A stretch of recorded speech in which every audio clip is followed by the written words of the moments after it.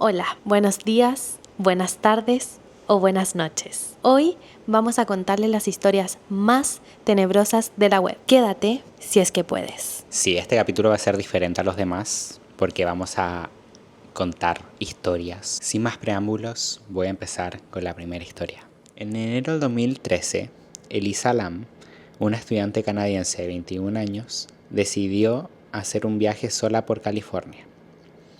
Era una joven que escribía mucho en internet y llevaba un blog donde hablaba de libros, películas y de sus propios pensamientos.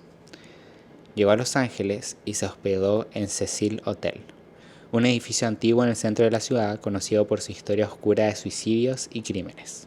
Al principio todo parecía normal, pero los empleados del hotel comenzaron a notar algo extraño. Elisa estaba actuando de forma inusual con otros huéspedes, por lo que el hotel decidió cambiarla de una habitación compartida a una privada. Poco después desapareció. El 31 de enero del 2013, una cámara de seguridad captó lo que sería la última grabación de Elisa con vida. El video fue grabado dentro de un ascensor del hotel.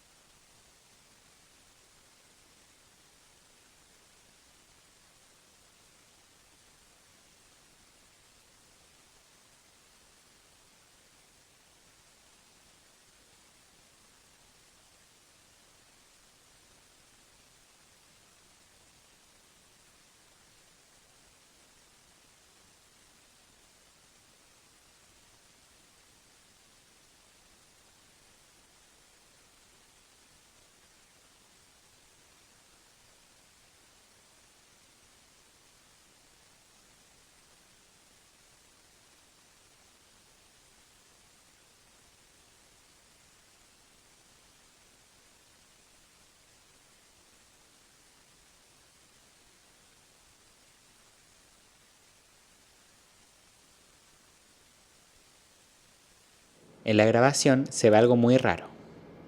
Elisa entra al ascensor, presiona muchos botones al mismo tiempo, espera pero la puerta no se cierra. Se asoma varias veces al pasillo. Parece esconderse en una esquina del ascensor. Mueve las manos como si estuviera hablando con alguien que no aparece en cámara. Luego sale del ascensor y desaparece. Ese fue el último momento en que alguien la vio con vida. Cuando Elisa fue reportada como desaparecida, la policía revisó cientos de horas de cámaras de seguridad. El único video extraño fue ese, así que decidieron publicarlo para pedir ayuda al público. El video se volvió viral. Millones de personas lo analizaron intentando responder preguntas como: ¿por qué parece esconderse? ¿Está huyendo de alguien? ¿Por qué el ascensor no se cierra? Mientras el video se volvía famoso en internet, la policía buscaba a Elisa por toda la ciudad. Registraron el hotel, el sótano, los alrededores, incluso el techo. No encontraron nada. Sus pertenencias, computadora, dinero, identificación y medicamentos seguían en su habitación. Era como si hubiera desaparecido dentro del edificio. Pasaron casi 3 semanas. Entonces comenzaron a ocurrir cosas extrañas en el hotel. Los huéspedes empezaron a quejarse de que el agua tenía mal sabor, salía oscura, tenía poca presión. Un trabajador subió al techo a revisar los tanques de agua del hotel. Cuando abrió uno de ellos, vio algo flotando. Era el cuerpo de Elisa Lam. Había estado dentro del tanque de agua del hotel durante días. Cuando examinaron la escena, descubrieron varios detalles inquietantes. Elisa estaba sin ropa dentro del tanque. Su ropa estaba en el fondo. El tanque era alto y difícil de salir desde dentro, y el acceso al techo, donde estaban estos tanques, estaba usualmente cerrado, lo que generó que la gente se preguntase cómo llegó hasta ahí. Después de la autopsia, los investigadores concluyeron que no hubo asesinato. La causa oficial fue ahogamiento accidental. Los médicos encontraron que Elisa tenía trastorno bipolar y que probablemente no estaba tomando su medicación correctamente, lo que pudo provocar un episodio psicótico. Los expertos creen que Elisa tuvo un episodio paranoico, pensó que alguien la perseguía, subió al techo para esconderse y entró al tanque de agua y luego no pudo salir. Aunque la policía cerró el caso, muchas personas siguen encontrando muchas cosas extrañas, como el comportamiento de ella en el ascensor, cómo llegó al techo, por qué nadie la vio subir y cómo terminó dentro del tanque. Más allá de lo que haya pasado con Elisa Lam, creo que una de las cosas más perturbadoras de este caso es el hecho de que los huéspedes del hotel bebieron y se ducharon con agua del tanque donde estaba su cuerpo sin saberlo. ¿Qué te parece? Me parece súper aterrador. Yo la verdad creo en todas esas cosas y primero me parece como un poco loco, como que siempre tratar de justificar todo. Siento que claramente en el video podemos apreciar que claramente está hablando con alguien. Siento que tener trastorno de bipolaridad no es lo mismo que tener una esquizofrenia. Si hubiera sido un caso de una esquizofrénica, lo hubiera creído más, que hubiera sido como algo así, pero me parecen muchas cosas inexplicables, como por ejemplo el que haya entrado al tanque de agua y que él lo cerró, como por qué estaba tan asustada.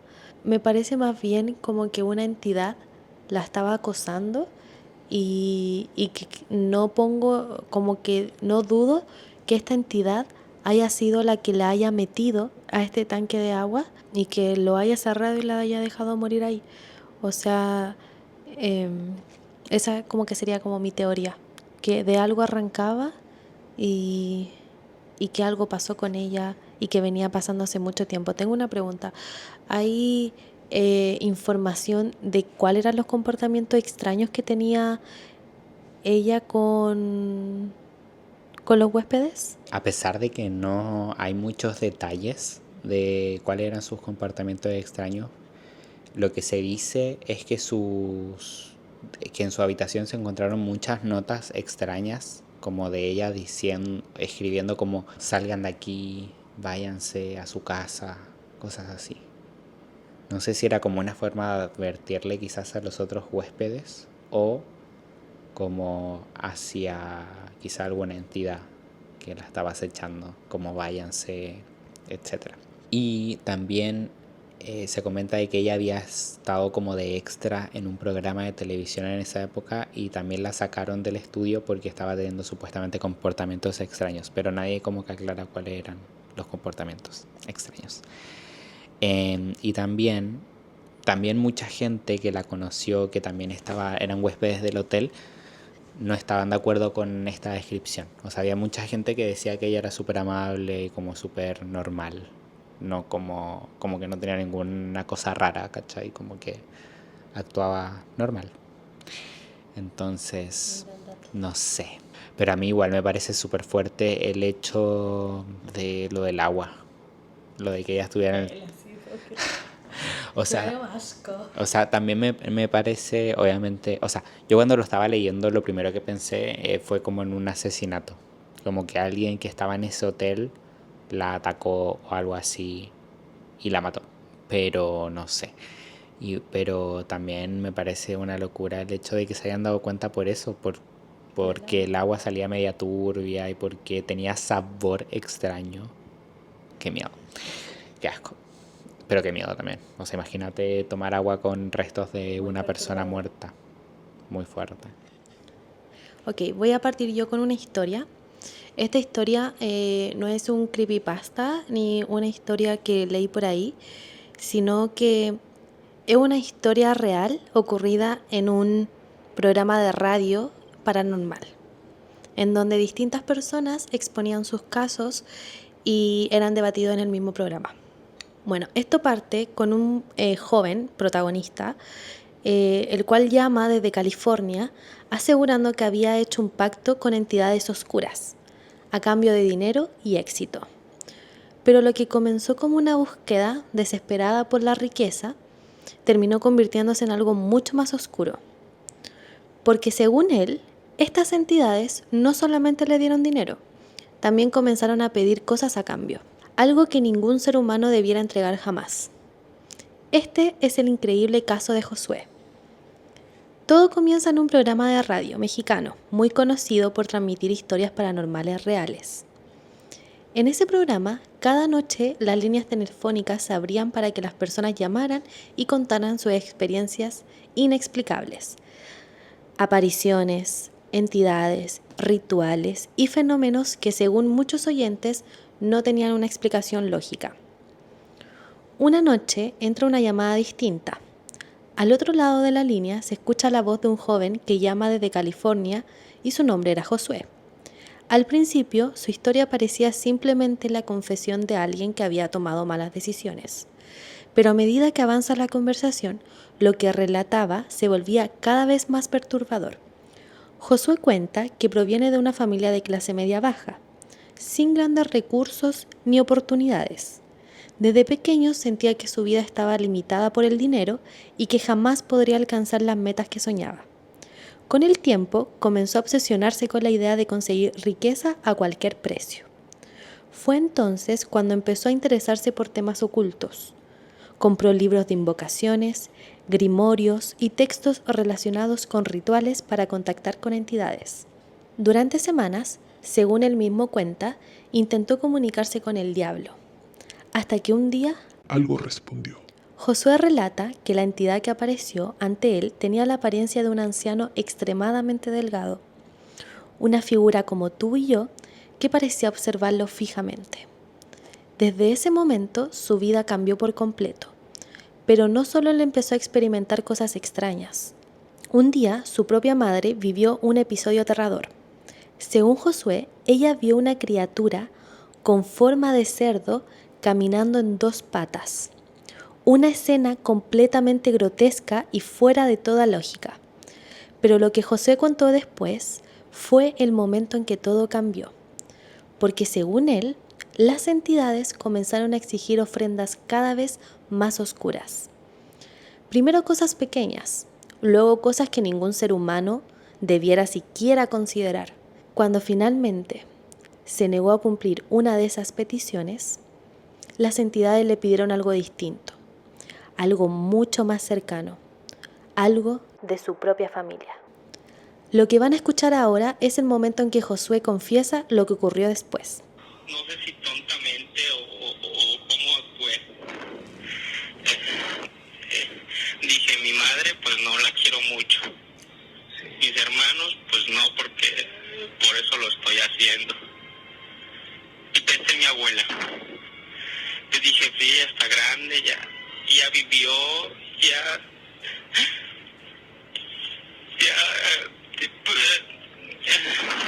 perdón.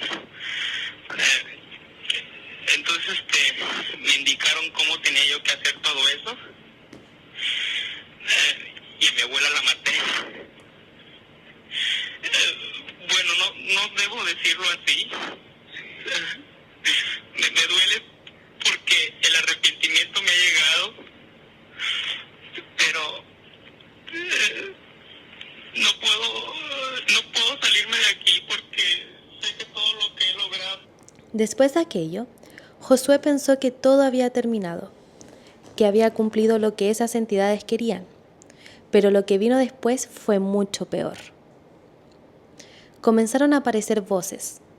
No voces físicas, pero sí susurros constantes en sus oídos, día y noche. Las voces le repetían frases como: ¿por qué lo hiciste?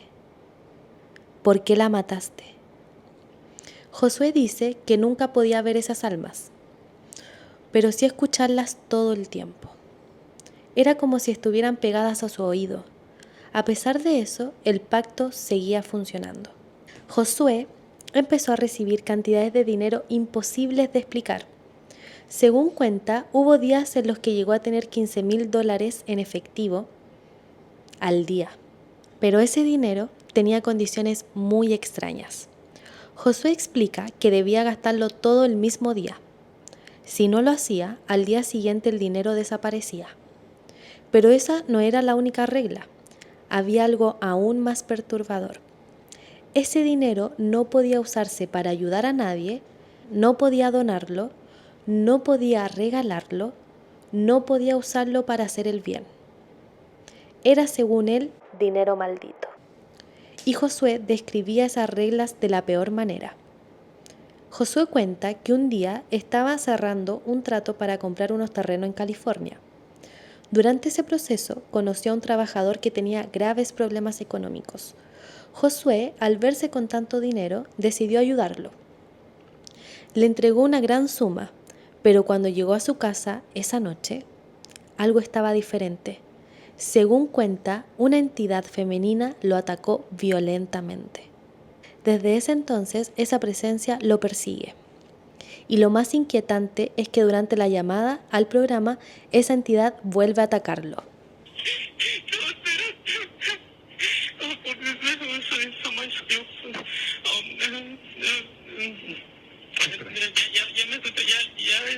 Me tranquilicé. Tengo en mi poder este anillo que me dieron, con lo que puedo dominar muchas cosas.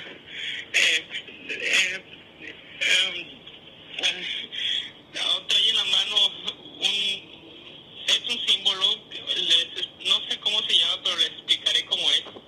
Es una punta como si fuese de flecha. Josué describe que esta entidad parecía enfurecida por haber intentado usar ese dinero para ayudar a alguien, como si hubiera roto una regla del pacto. Pero eso no fue lo único que empezó a cambiar. Josué cuenta que con el paso del tiempo su propio rostro comenzó a transformarse.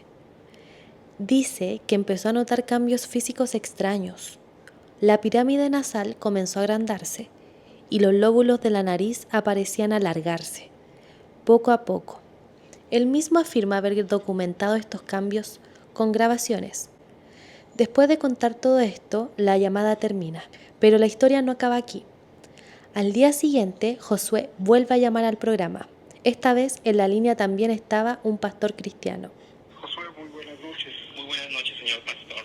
Mira, pues estamos aquí para servirte y tú dirás, yo quisiera escucharte en concreto qué es lo que tú quisieras en un momento dado hacer. En algunas ocasiones en que hemos hablado con personas con problemas de esta índole, hemos comentado que el primer paso que se debe de dar es que la persona desee salir de este tipo de situaciones.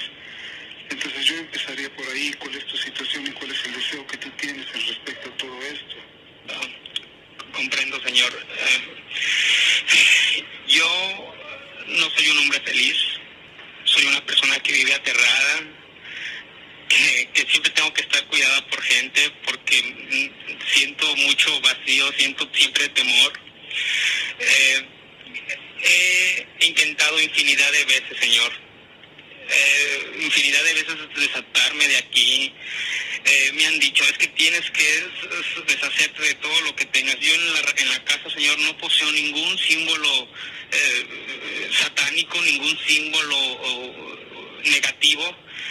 Tengo mi Biblia, es decir, yo llevo una vida en la iglesia y todo eso muy común, no me afecta en nada.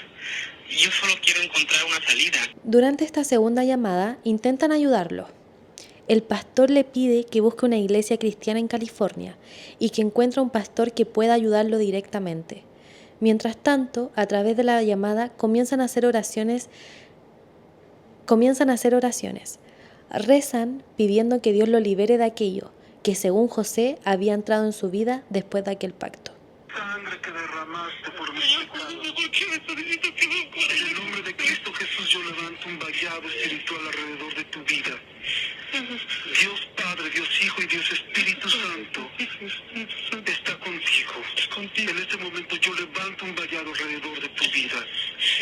Te cubro con la sangre de Jesucristo, Josué. Dime tu apellido. Velázquez. Josué Velázquez. Lo que ocurrió después con Josué nunca quedó completamente claro, pero su llamada quedó registrada como una de las historias más perturbadoras jamás escuchadas en ese programa de radio. Una historia que plantea una pregunta inquietante. ¿Qué pasa cuando alguien intenta negociar con fuerzas que no comprende? Y más importante aún, ¿qué precio se paga realmente por un pacto así? Nadie sabe con certeza qué ocurrió después con Josué, si logró liberarse o si aquellas entidades siguieron reclamando lo que él había prometido. Pero su llamada dejó algo claro. Hay personas que creen que el dinero puede comprarse con cualquier precio, pero hay pactos que, una vez hechos, jamás se pueden romper. Y quizás lo más aterrador de esta historia es pensar que alguien, en algún lugar, podría estar intentando hacer exactamente lo mismo ahora. Así que esa es la historia del caso Josué. Lo pueden encontrar también en todas las plataformas, en Spotify. Está la llamada real de este programa. Este programa tiene un podcast. O sea, no es un podcast, sino que solamente suben los capítulos. Pero es un programa de radio y está el caso. Así que vamos a dejar en la descripción el enlace para que ustedes, si les interesó este caso y quieren saber con mucho más detalle, lo puedan buscar y lo puedan escuchar. Es súper impactante. ¿Qué opinas tú de toda esta llamada? Creo que una de las cosas más fuertes es su desesperación. Creo que si hubiera sido una persona que lo hubiera contado como una anécdota, no sé si hubiera sido como tan real.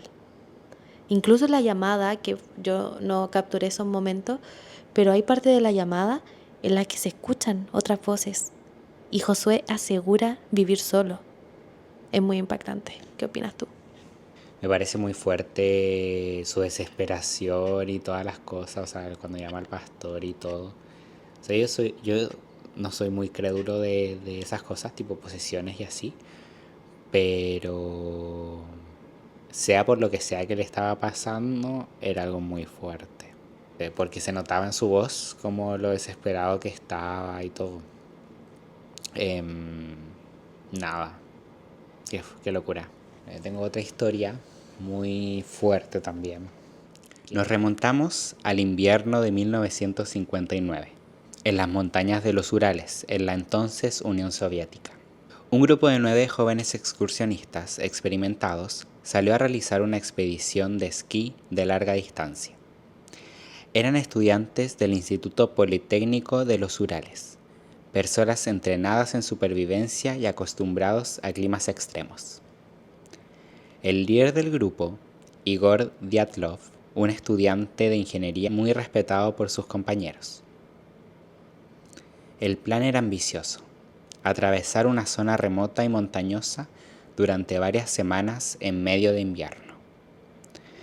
Era un lugar tan aislado que si algo salía mal, nadie podría ayudarlos rápidamente.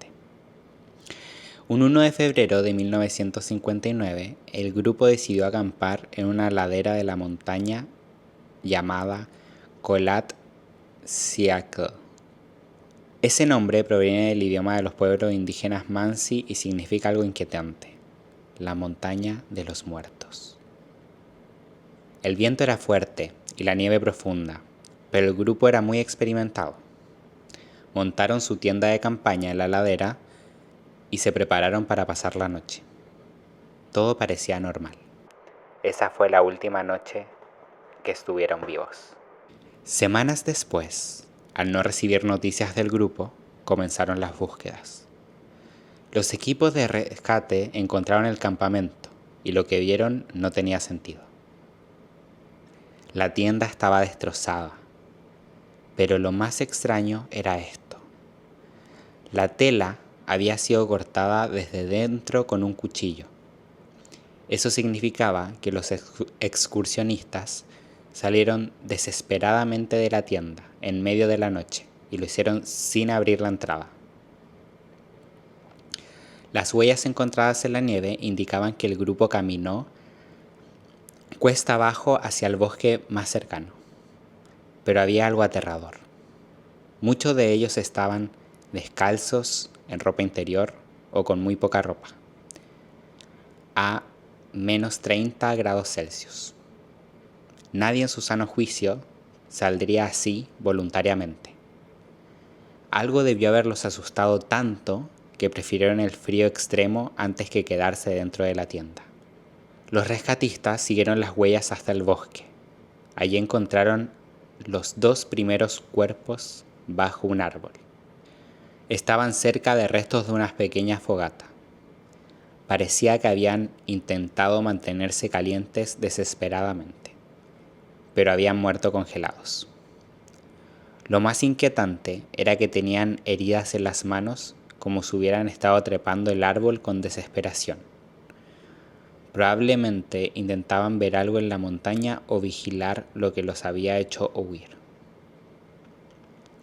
Más adelante encontraron 3 cuerpos más.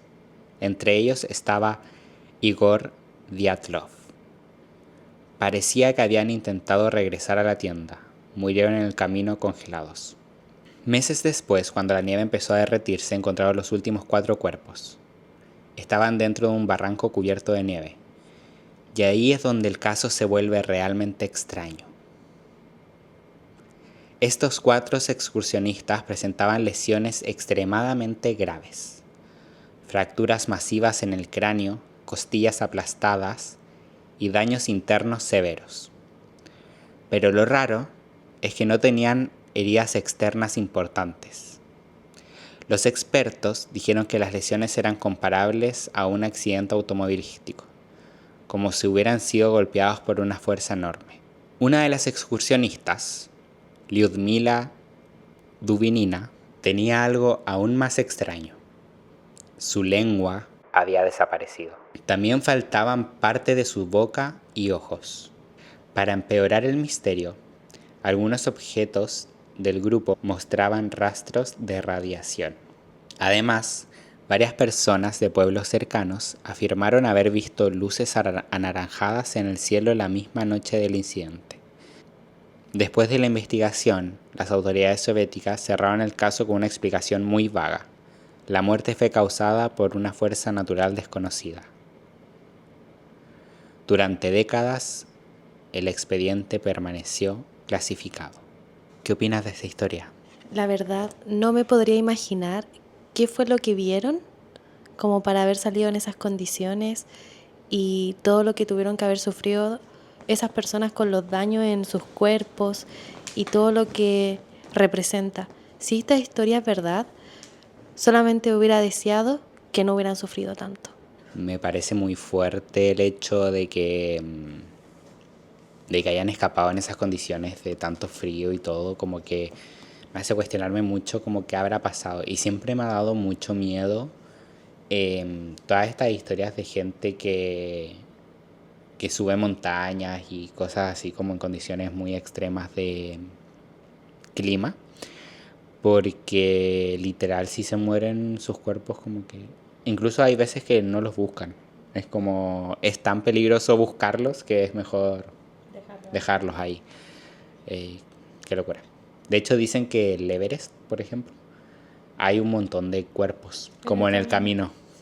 Bueno, sí, pasemos a la siguiente historia. En marzo de 1922, en una pequeña granja aislada en Baviera, Alemania, ocurrió uno de los asesinatos más misteriosos de la historia. La granja se llamaba Hinterkaifeck. Estaba situada entre bosques y campos, lejos de otros vecinos. La familia que vivía allí estaba compuesta por 6 personas. Andreas Gruber, el padre, Casilia Gruber, la madre, su hija Victoria y sus 2 hijos pequeños, y una nueva criada que había empezado a trabajar ese mismo día. Pero días antes del crimen comenzaron a suceder cosas muy extrañas. Unos días antes de los asesinatos, Andreas Gruber salió a caminar alrededor de la granja, después de una nevada. Entonces vio algo inquietante. Habían huellas en la nieve que venían desde el bosque hacia su casa, pero no habían huellas de regreso. Era como si alguien hubiera llegado y nunca se hubiera ido. Gruber revisó los alrededores, pero no encontró a nadie. Poco después comenzaron a escuchar ruidos en el ático. Por la noche se oían pasos, como si alguien caminara sobre el techo o se moviera entre las vigas. Gruber subió varias veces a revisar. Nunca encontró a nadie, pero los sonidos continuaban. Un día la familia notó algo aún más extraño. Las llaves de la casa habían desaparecido.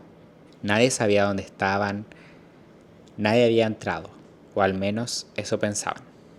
Otro día apareció un periódico en la casa. Nadie de la familia lo había comprado. No sabían cómo había llegado ahí. Era como si alguien hubiera entrado a la casa cuando ellas no estaban mirando. La criada que trabajaba en la casa en ese momento empezó a decir que la granja estaba embrujada. Decía que escuchaba cosas por la noche, tenía miedo y finalmente decidió renunciar y marcharse. Poco después contrataron a otra criada. Ella llegó el mismo día de los asesinatos. La noche del 31 de marzo de 1922 ocurrió algo terrible. Uno por uno, los miembros de la familia fueron atraídos al granero. La policía cree que el asesino los fue llamando de alguna manera, quizás con un ruido, quizás con una voz de alguien conocido. Cada persona que entraba al granero era atacada con un pico o azada pesada. Murieron allí mismo. Pero la historia no termina ahí. El asesino siguió en la casa. Después de matar a 3 miembros de la familia en el granero, el asesino entró a la casa. Allí mató a los 2 niños que dormían y también a la nueva criada. 6 víctimas en total. Pero lo más inquietante vino después. Los vecinos notaron algo raro los días siguientes. Aunque nadie respondía a la puerta, el ganado estaba alimentado, el humo salía de la chimenea y alguien había estado usando la cocina. Era como si alguien siguiera viviendo en la granja, pero todos los habitantes estaban muertos. Días después, algunos vecinos entraron a la propiedad. Encontraron los cuerpos en el granero y en la casa. La escena fue brutal, pero la policía descubrió algo aterrador.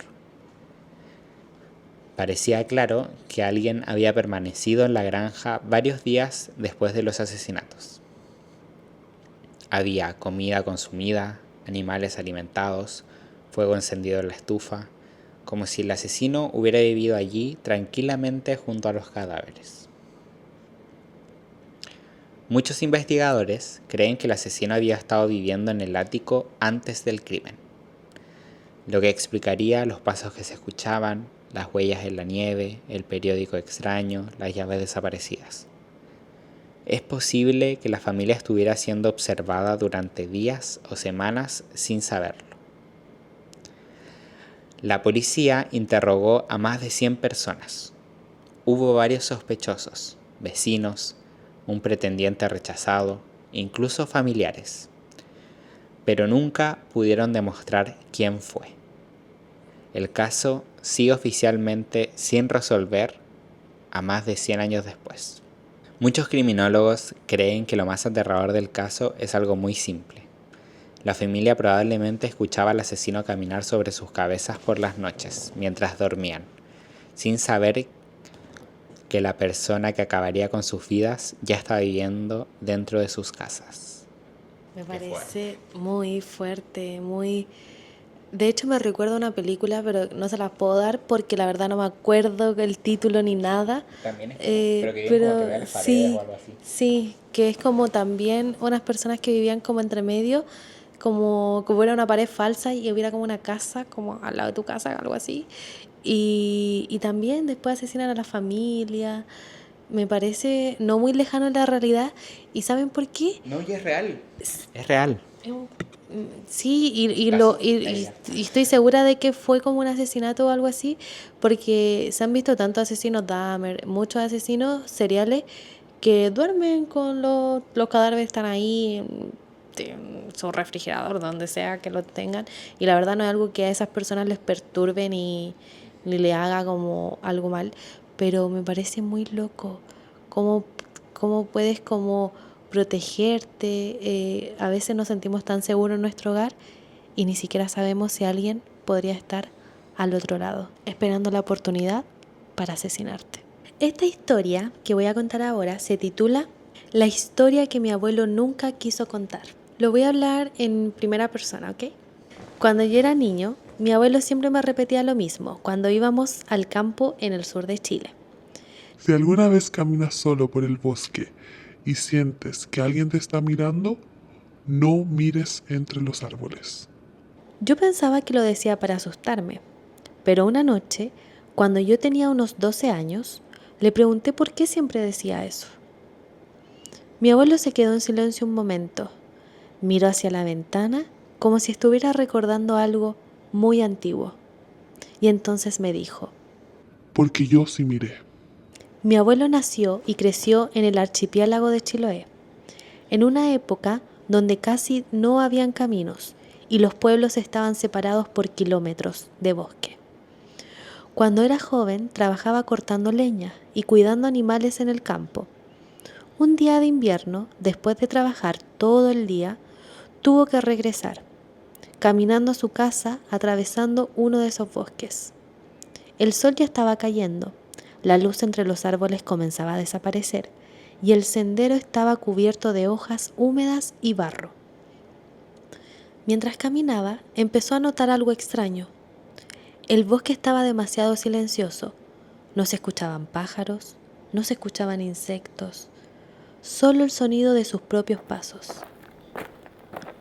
Mi abuelo siguió caminando, pero después de unos minutos sintió algo que no supo explicar. La sensación de que alguien lo estaba observando se detuvo. Miró hacia el bosque, nada, solo árboles cubiertos de musgo. Sacudió la cabeza y siguió caminando. Entonces escuchó un ruido, un pequeño crujido, como si alguien hubiera pisado una rama, pero el sonido venía desde adentro del bosque. Mi abuelo giró lentamente la cabeza y fue entonces cuando lo vio. Entre los árboles, a unos metros del camino, había una figura. Al principio pensó que era un niño, pero algo no estaba bien. La figura era demasiado baja, tenía el cuerpo encorvado y su forma parecía deformada. En una de sus manos parecía sostener algo, como un bastón o una pequeña hacha. Pero lo peor de todo era su mirada. La criatura estaba observándolo fijamente. Mi abuelo me dijo que en ese momento sintió algo que nunca había sentido en su vida. No era solo miedo, era como si su cuerpo hubiera dejado de obedecerle. Quiso moverse, quiso correr, pero no pudo. Era como si esa mirada lo hubiera dejado completamente paralizado. Durante unos segundos, la criatura no hizo nada, solo lo observó. El bosque estaba completamente quieto, sin viento, sin sonido, sin vida. Mi abuelo cerró los ojos por un momento, y cuando volvió a abrirlos, la figura ya no estaba. Había desaparecido. El bosque volvió a moverse, los sonidos regresaron, y mi abuelo finalmente pudo correr hasta su casa. Cuando llegó, contó lo que había visto. Los ancianos del lugar no parecieron sorprendidos. Uno de ellos simplemente le dijo algo que mi abuelo nunca olvidó. Le dijo que había tenido suerte, porque no muchas personas logran volver después de encontrarse con esa criatura. Una criatura que, según las historias antiguas del sur de Chile, vive escondida entre los bosques de Chiloé. Una criatura pequeña, deforme, que paraliza a las personas con su mirada y que desaparece entre los árboles cuando nadie está mirando. Mi abuelo terminó de contarme la historia y luego me dijo algo más. Me dijo que nunca me olvide. Si alguna vez sientes que el bosque se queda demasiado silencioso y tienes la sensación de que alguien te está observando, no mires entre los árboles, porque puede que quien esté allí sea el Trauco. No conocía esta versión del Trauco, o sea, porque yo siempre había escuchado la otra versión de que como que embarazaba a las mujeres y eso. Yo conocía esa otra versión, no sabía como qué otras cosas hacía el Trauco, pero obviamente sí conocía al Trauco. Y nada, siempre ha sido yo creo que de los mitos del sur, de Chiloé, el que más, o sea, de las leyendas, el que más miedo me da yo creo, el Trauco. Hay un montón. Está el Caleuche, que el Caleuche es como un barco, sí, que supuestamente te convertía en piedra, te convierte en piedra, no sé. Y la Pincoya y todo eso. Sí, que eso, ¿qué les pareció a ustedes? A mí me pareció muy tenebrosa esta leyenda. Bueno, y para cerrar, voy a contar un caso también real que ocurre aquí en Estados Unidos, de una llamada al 911. Este caso ocurrió el 2006 en el estado de Missouri, en Estados Unidos. La protagonista era Catherine Cepich, una joven universitaria de 22 años que estudiaba biología. Esa noche, Katie había salido con amigos, pero regresó temprano a su apartamento porque al día siguiente tenía clases. Parecía una noche normal, pero alguien ya la estaba esperando. Un hombre estaba merodeando la zona. Cerca del complejo de apartamentos había un hombre llamado Gabriel Ávila. Gabriel Ávila había estado bebiendo y consumiendo drogas. Según la investigación posterior, Ávila empezó a caminar por el vecindario buscando autos abiertos o casas donde pudiera entrar. Entonces vio el apartamento de Katie y decidió acercarse. Cuando Katie llegó a su casa, probablemente no notó nada extraño, pero en algún momento Ávila logró entrar o forzar la entrada. La situación dentro de la casa escaló rápidamente. Katie se dio cuenta de que había un intruso. En ese momento hizo lo que muchas personas harían. Llamó al 911. Durante la llamada al 911, Katie estaba claramente asustada. Intentaba explicar que había alguien en su casa, pero la situación empeoró muy rápido. El atacante estaba cerca. En medio de la llamada se escuchan ruidos y tensión. Luego la comunicación se corta. La policía recibió la alerta, pero no logró llegar a tiempo. Después del ataque, Ávila obligó a Katie a salir del apartamento. La llevó a un lugar cercano en su propio vehículo. Allí la agredió brutalmente, luego la asesinó y abandonó su cuerpo en un área rural. Fue un crimen extremadamente violento que conmocionó a la comunidad. Durante meses, la policía no pudo encontrar al responsable. El caso parecía estancado, pero había una pieza clave que lo cambiaría todo: el ADN. Años después, cuando Ávila fue arrestado por otro delito menor, su ADN fue tomado y comprobado con la base de datos criminales, y coincidía perfectamente con el ADN encontrado en el caso de Katie. Finalmente fue arrestado y confesó el crimen. En 2010 fue condenado a prisión perpetua. Creo que una de las cosas más inquietantes de este caso es el hecho de que él haya entrado a la casa, o sea, de que alguien pueda entrar a tu casa sin tú saber. Qué miedo. De hecho, yo siento que es lo que más miedo me da acá de dejar las puertas abiertas. Como que yo siento que en Latinoamérica el miedo es como que te roben. Y acá el miedo es como que haya un loco de mierda que te quiera matar. Así como más asesinos seriales y ese tipo de cosas, como en Estados Unidos. Qué miedo, ¿no? Y de hecho te iba a hacer mención de lo mismo, que ese siempre ha sido uno de mis mayores como temores. Y no solamente viviendo aquí en Estados Unidos, como que en general, como he vivido varias veces sola, siempre me ha pasado tener como ese pánico cuando escucho cualquier sonido, siempre salgo a verificar, como que siento, es que yo tengo un tema con la muerte. A mí no me da miedo la muerte, pero me parece horrible morir lentamente siendo con, no sé, con desesperación o, o como sabemos que muchos asesinos seriales que te hacen sufrir, te cortan por pedacito, como que esa muerte tan dolorosa y tan larga, te juro que a mí me da mucho pánico. Incluso eh, siento que me resguardo constantemente de eso, o sea, no me gusta salir a fiestas, cuando veo gente como de una manera extraña, me alejo, constantemente tengo como ese temor de ser asesinada. Eso igual yo creo que debe ser algo muy relacionado también con como ser mujer, como que Puede ser, sentirse tan puede ser. vulnerable. Como que a mí igual, como que yo creo que, no sé, me da mucho miedo la gente, como que yo siempre suelo pensar que la gente es buena, pero como con toda esta historia es lo que más miedo me da, es como las personas, más que las entidades y todo eso, como que a veces pienso qué horrible, o sea, no sé, la gente que droga a otras personas en la discoteca y todas esas cosas. Y yo creo que una de las cosas que más miedo me da de esta historia es el hecho de que esto haya pasado el 2006 y que no lo haya, o sea, no haya estado preso hasta el 2010. O Lo sea, hayan descubierto solo y que por- solamente lo hayan descubierto por cometer otro delito. O sea, si él no hubiera cometido otro delito, nunca lo sería un hubieran... caso todavía sin resolver. Sí, eso me parece tan frágil porque yo cuando era chico como que le tenía re fe a como la justicia y a los detectives, como que yo sentía que todos los casos así como de asesinatos o desapariciones o cosas así se resolvían, pero investigando me di cuenta que hay muchos que nunca se resuelven y que basta con que la persona...